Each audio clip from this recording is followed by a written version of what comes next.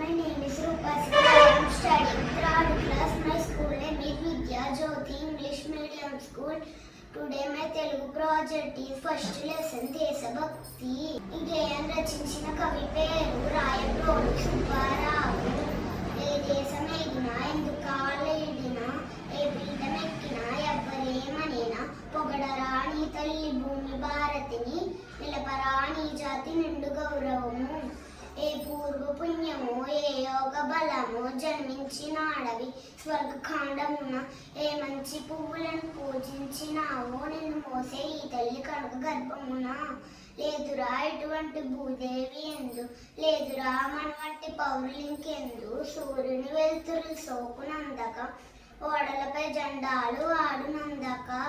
ఈ పాఠం ఒక భావం ఏమిటంటే ఎక్కడికి వెళ్ళినా ఎంతటి అధికారాన్ని పొందినా మాతృభూమి అయిన భారతదేశ పొగుడుతూ భారత జాతి గౌరవాన్ని నిలపాలి.